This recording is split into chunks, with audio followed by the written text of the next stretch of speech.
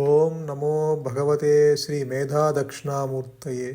ఓం నమో భగవతే శ్రీ ఆదిశంకరాయ. ఓం నమో భగవతే శ్రీ రమణాయ. శ్రీ గురుభ్యో నమ. ఇప్పుడు మనందరికీ నేను నేను అంటే ఈ యొక్క వ్యక్తి భావన స్ఫురిస్తుంది. నేను అంటే మనకి శరీరము స్ఫురిస్తుంది. నేను అంటే ఈ దేహాత్మ బుద్ధి స్ఫురిస్తుంది.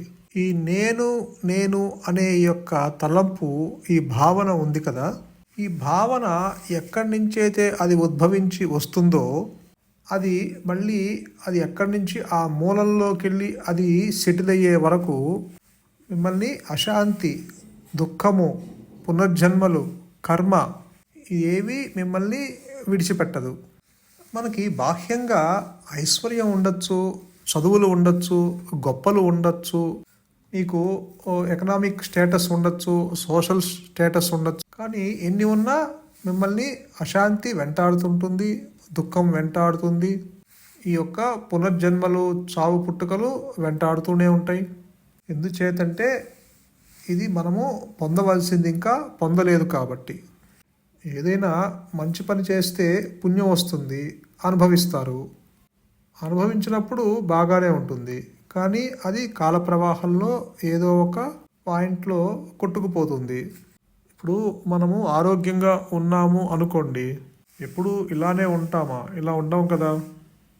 ధర్మరాజు ఇదే చెప్తాడు యక్షుడితో. వీడు చూస్తూ ఉంటాడు చాలామంది చచ్చిపోవడం, మనకు మటుకు ఏమీ ఇబ్బంది ఉండదు, అంటే మనకేమీ ఇబ్బంది ఉండదు అని వీడు అనుకుంటూ ఉంటాడు. మన కళ్ళ ముందు ఎంతోమంది చనిపోవటం మనం చూస్తూ ఉంటాం, మనకేమి ఇబ్బంది లేదు అని అనుకుంటూ ఉంటాడు ఇది చూసేవాడు. అంటే మనకేమీ చావు రాదు అనుకుంటాడు. మనము వయసులో ఉన్నాం అనుకోండి, ఎప్పుడు ఇలానే ఉంటుంది, ఆరోగ్యంగానే ఉంటాము అనుకుంటాడు. మనకి ఏదన్నా బాగా ధనం ఉందనుకోండి, ఎప్పుడు ఇలానే ఉంటాం అనుకుంటాం. ఎప్పుడైనా వచ్చింది తప్పనిసరిగా అది కాలగర్భంలో కలిసిపోతుంది. ఈ మధ్యన సముద్రం పొంగింది, యుద్ధాలు జరిగాయి, ఎంతోమంది చనిపోయారు. మన సైన్స్ ఏం చేసింది? అప్పుడు ప్రకృతికి మనం సహకరిస్తున్నాం కాబట్టి మనం గంతులు వేస్తున్నాం. అదే ప్రకృతి ఒక్కసారి విజృంభిస్తే అంతా పోతాం, మనం అందరం క్షణకాలంలో పోతాం. అంటే ఆ పంచభూతాలు అలా ఉన్నాయి కాబట్టి మనం కూడా ఇలా ఉన్నాం. అదే పంచభూతాలు విజృంభిస్తే ఒక్క క్షణంలో మనం అందరం చనిపోతాం. కాబట్టి మన మనస్సు ఎంత నిజమో ఇవి కూడా అంతే నిజం. ఈ మనస్సు ఎక్కడి నుంచి అయితే ఉద్భవించి వస్తుందో అక్కడికి వెళ్ళి సెటిల్ అయ్యే వరకు మీకు శాంతి అనేది అస్సలు దొరకదు. మనము ఆ గమ్యస్థానానికి వెళ్ళే వరకు శాంతి దొరకదు. అందుకే భగవాను ప్రతిసారి చెప్పేవాళ్ళు, నీ దేహము, లోకము, చావు, పుట్టుక ఇవన్నీ నగ్న సత్యాలు కాదు, అల్టిమేట్ ట్రూత్ కాదు. ఇవన్నీ నీ మనస్సు ఎంత నిజమో ఇవి కూడా అంతే నిజం. గాఢ నిద్రలో నీకు లోకం ఎక్కడుంది? మనస్సే లేనప్పుడు. నీకు మనస్సు వచ్చినప్పుడు దేహం వస్తుంది, మనస్సు వచ్చినప్పుడు లోకం వస్తుంది, మనస్సు వచ్చినప్పుడు కోరికలు వస్తున్నాయి. నీకు మనస్సు లేనప్పుడు ఏముంది? ఏమీ లేదు. ఇప్పుడు మనం అందరము సాధన దేనికి చేస్తాము? ఈ యొక్క మనస్సుని తొలగించుకోవటానికి, అంటే ఈ యొక్క దేహాత్మ బుద్ధిని తొలగించుకోవటానికి సాధన చేస్తున్నాం. అంటే ఈ దేహమే ఆత్మ, దేహాత్మ బుద్ధి, ఈ దేహమే ఆత్మని చెప్పేది ఎవరు? ఈ మనస్సే కదా. అంటే ఈ సత్యాన్ని అసత్యం కింద చూపిస్తుంది, అసత్యాన్ని సత్యం కింద చూపిస్తుంది. ఇందులోంచి విడుదల పొందాలి అనుకోండి, విడుదల పొందటానికి మన మనస్సుని అడుగుతాం. అంటే ఇప్పుడు ఈ మనస్సు ఏదో సాధన చేస్తుంది. అసలు మనందరికీ ఆ యొక్క తెగులు ఎక్కడ ఉందంటే, మనకే కాదు పెద్ద పెద్ద పండితులకు కూడా మనస్సు లేకపోతే మనము ఉండవేమో అని ఒక భయం. అంటే ఈ అహంకారం ఉండాలి, ఈ మనస్సు ఉండాలి, అది అసలు లేకపోతే మన అస్తిత్వానికే భంగం వస్తుందేమో. కానీ మనం ఉంటాం. మనం ఉండమనే భావన, దాన్ని తొలగించుకోవటానికి ఆ ప్రయత్నం చేస్తాం. కానీ నిజంగా తొలగించుకోవటానికి సిన్సియర్గా చేయము. మనము నటిస్తాము అంటారు భగవాను. అందుకే భగవాన్ ఏమంటారంటే, అందరూ గజ ఈతగాళ్లే, ఎవరు గజం కూడా కదలటం లేదు. అందరం మేము సాధన చేస్తున్నాం, మేము సాధన చేస్తున్నాం, మేము సాధన చేస్తున్నాం, 12 గంటలు ధ్యానం చేస్తున్నాం, 5 గంటలు ధ్యానం చేస్తున్నాం, 8 గంటలు ధ్యానం చేస్తున్నాం. నువ్వు చేస్తున్న మాట నిజమనుకో, ఒక్క అంగుళము లోపలికి దిగావా? ఒక్క అంగుళం, అడుగు కాదు, ఒక్క అంగుళం లోపలికి దిగావా? గంటల తరబడి ధ్యానం చేసి, గంటల తరబడి స్మరించి ఈశ్వరుణ్ణి, ఒక్క అంగుళము లోపలికి దిగావా? ఎందుచేతంటే నీ మనస్సు చేస్తున్నట్టు నటిస్తుంది కదా, కానీ నిజంగా చేయట్లేదు. దీన్ని బట్టి నీకు అర్థమవుతుంది. ఇప్పుడు మనము రోజు స్నానం చేస్తున్నాము, మొహం కడుక్కుంటున్నాము, మన మనస్సు ఏమైనా ఉపయోగిస్తున్నామా? అలానే మనము గాలి పీల్చుకుంటున్నాము, వదులుతున్నాము, మన మనస్సు అక్కడైనా ఉపయోగిస్తున్నామా? మనము ఇక్కడి నుంచి ఏదో ఒక చోటకు వెళ్ళి ఏదో వస్తువు తెచ్చుకోవాలనుకుంటాము, ఒక 4 స్టెప్స్ వేస్తాము, అలా మన తెలియకుండానే, మన మనస్సు ఉపయోగించకుండానే అలా నడుచుకుంటూ వెళ్ళిపోయి గమ్యానికి చేరతాము. అంటే మనము రోజు చేసే పనులు, ఎవరైనా చుట్టాలు వచ్చారనుకోండి, మనము అక్కడేమి మన మనస్సు ఉపయోగించేమి మాట్లాడడం కదా, ఏదో శరీరం మాట్లాడుతుంది. మన ఇంట్లో పిల్లలతో భార్యాభర్తలు సంభాషించుకుంటూ ఉంటారు, అక్కడ ఏదో మనస్సు పెట్టి సంభాషించుకుంటాము అలా ఏం లేదు కదా. అంటే నీ మనస్సు ప్రయత్నం లేకుండానే ఈ శరీరంతో ఏదో చేసేస్తూ ఉంటాం. అంటే మనస్సుతో సంబంధం లేకుండా దేహము చాలా పనులు చేసుకెళ్ళిపోతుంది. ఇది మనకి స్పష్టంగా తెలుస్తుంది. మనస్సు లేకుండా దేహంలో చాలా పనులు చేసుకెళ్ళిపోతూ ఉంది. అంతెందుకు, ఇప్పుడు నీ యొక్క గుండెని నువ్వు కదిలిస్తున్నావా, లేకపోతే దానంతరం అదే కదులుతుందా? దానంతరం అదే కదులుతుంది కదా. నువ్వేమీ మనస్సుతో పెట్టి, నువ్వు మనస్సు ఉపయోగించి నీ యొక్క గుండెని నువ్వు కదిలించట్లేదు కదా.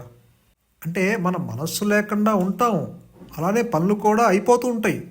అక్కడ మనస్సు లేకుండా మనం చేసే పని వల్ల పనులు అయిపోతూ ఉంటాయి, టెన్షన్ ఉండదు, దానివల్ల కర్మఫలం మనల్ని వెంటాడదు. అందుకే భగవాను ఏమంటారంటే, కర్తురాజ్ఞయ ప్రాప్యతే ఫలం. అంటే ఈశ్వరుడు ఆజ్ఞ అనుసరించి మనకు కర్మ ఫలితం వస్తుంది అనేటువంటి విశ్వాసము కనుక ఉంటే, అక్కడ మన మనస్సు ఇక ఈ యొక్క ఫలితాల జోలికి వెళ్ళదు. ఇప్పుడు మనము ఏదో పని చేస్తాము, ఫలితం కోసం ఎదురు చూస్తూ ఉంటాము. అలా కాకుండా ఆ ఈశ్వరుడి మీద నమ్మకం ఉంటే, అంటే ఆ ఈశ్వరుడికి తెలియకుండా ఏమీ జరగదు, ఈశ్వరుడు అనుకుంటే వస్తుంది, ఈశ్వరుడు అనుకోకపోతే రాదు అనే భావన గనక మీకు ఉంటే, ఫలితాల కోసం ఎదురు చూడడం అనేది ఇక మనకి అక్కడ ఉండదు. అది ప్రతికూలమైన అనుకూలమైన ఆ యొక్క ఈశ్వరుని యొక్క ప్రసాదమని స్వీకరిస్తాం. ఎప్పుడు నీకు కర్తురాజ్ఞయ ప్రాప్యతే ఫలం అనే దాని మీద నమ్మకం ఉండాలి. అంటే ఆ ఈశ్వరుడు వారి వారి కర్మలను అనుసరించి ఆ యొక్క ఫలితాలను అందజేస్తాడు అనే దాని మీద పరిపూర్ణమైన విశ్వాసం ఉన్నప్పుడు, అప్పుడు ఫలితాల జోలికి మనము వెళ్ళాల్సిన అవసరం ఉండదు. కాబట్టి భగవాను చెప్పినా అది సొంతం అవ్వదు, మనమందరం ఆలోచించుకోవాల్సిందే దాని గురించి. భగవాన్ చెప్పిన వాక్యంలో ఎంతవరకు సత్యం ఉంది అనేది ఒకసారి ఆలోచించుకుంటే మనకి అది దాని గురించి అవగతం అవుతుంది. అందుకే భగవాన్ చెప్తారు, all actions are happening through you. అంటే నీ ద్వారా చర్యలు కానీ కర్మలు కానీ జరిపించబడుతున్నాయి, నీ ద్వారా జరిపించబడుతున్నాయి. అంటే నువ్వు చెయ్యట్లేదు అక్కడ. అంటే నువ్వు తెచ్చుకున్న ఆ పిడికెడు ప్రారంధము ఈ యొక్క దేహము అనే ఉపాధి ద్వారా ఇవన్నీ ఆ యొక్క ఈశ్వరుని యొక్క ఆజ్ఞతో ఇవన్నీ జరిపించబడుతున్నాయి, నీ ద్వారా జరిపించబడుతున్నాయి. అంటే ఇక్కడ నువ్వు ఒక ఈశ్వరుడి చేతిలో ఒక పనిముట్టు మాత్రమే, నువ్వు ఒక కీలుబొమ్మ, ఈశ్వరుడి చేతిలో నువ్వు ఒక కీలుబొమ్మ మాత్రమే. ఇక్కడ ఈ అహంకారానికి అది కూడా ఆ జ్ఞానం చేతిలో ఒక పనిముట్టు, ఒక కీలుబొమ్మ. అంటే దీనికి అస్తిత్వం లేదు, ఉనికి లేదు, ఇది ఆ జ్ఞానం మీద ఆధారపడి ఉన్నది. ఈ మనస్సు కూడా తనకు తానుగా ఏమీ చెయ్యలేదు. ఇప్పుడు నువ్వు నిద్రపోయేటప్పుడు నేను నిద్రపోతున్నాను నిద్రపోవు కదా. నువ్వు సహజంగా నీ మనస్సుతో సంబంధం లేకుండా నువ్వు చాలా సహజంగా నిద్రలోకి వెళ్ళిపోతావు. అలానే అంతే సహజంగా నువ్వు నీ ప్రయత్నం లేకుండా నీ మనస్సుతో ఆ ప్రయత్నము చేయకుండానే నువ్వు సహజంగా మేల్కొంటావు. మేల్కొనే ముందు నేను మేల్కొనాలి అని అనుకుంటూ లేవవు కదా. నీకు సహజంగా నీ ప్రయత్నం లేకుండానే అది మెలకు వచ్చేస్తుంది. అంటే రోజు జరిగే ఈ తంతే నీ మనస్సు ప్రమేయం లేకుండానే జరిగిపోతున్నాయి. నీ గుండెని నీవు కదిలిస్తున్నావా? నీవు ఉన్న భూమిని నీవు త్రిప్పుతున్నావా? నక్షత్రాలని సూర్యుని నీవు ప్రకాశింపజేస్తున్నావా? లేదు కదా. మరి మధ్యలో ఉన్న ఈ చిన్న జీవితానికి నేను కర్తని అని ఎందుకు అనుకోవడం?